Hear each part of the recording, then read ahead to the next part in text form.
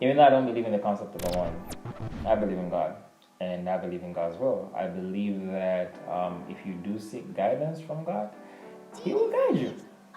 He will guide you a place, and it gets complicated. It gets complicated from there, really. I believe in the seeking situation. There are some people that God has communicated to that, hey, you came up, or you didn't even come up, and He guided you and said, I would like you to be with her, or I would like you to be with him. True. And there are also some situations where he hasn't. He has not told, but He has guided. I like that, because sometimes what we need to understand is in being made in His image, some of what you call just the thoughts, some of what you call, I don't know, I am attracted to this person, is all part of the guidance. But the problem is, I think sometimes we limit the concept of the one to God saying and you hearing an audible voice.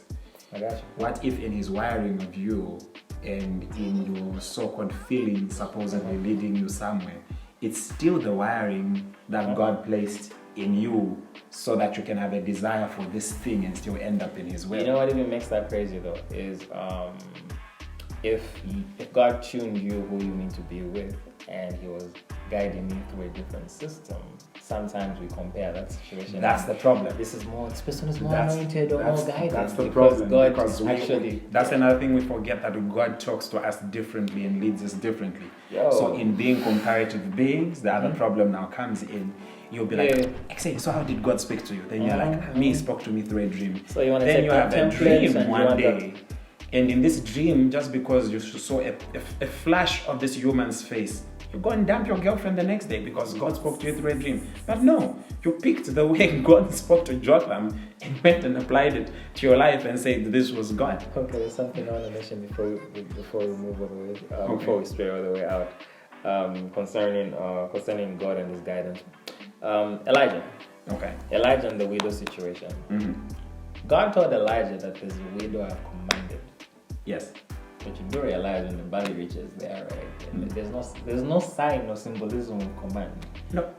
The widow is quite unaware of the command. Yes. At that moment, she's just flowing. It's like I God like that. God knows her heart. You know what I mean? Body comes through. I like that. She's very busy preparing her sticks, and he's like, please get me a cup of water. In her generosity, she does it. Exactly. She's going. He's like, bake me a cake. So she's fulfilling prophecy that God has told Elijah by her wiring. Yeah, like He knows her heart. You see. It's a command from God, but she doesn't even know. But So yeah. who says that when we extrapolate that thing and like Yeah. extend the same thought line elsewhere, that God really isn't then also leading us certain directions because He knows the other person's heart. He knows what He's planned. And the Yeah. problem sometimes within the concept of the one, why that is relevant is this, is sometimes I feel that if God told me Sister A is it, that He's told her as well.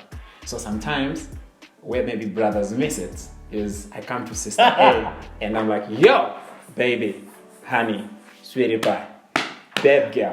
Okay, Enjoy. let's God has told me you are the one. But check. Ideally, if you played your game correctly and still went at being just a normal guy interacting, you could probably have won this person into this so-called prophecy you Situation. received without necessarily. That's the approach, so, maybe. So let's deal with this.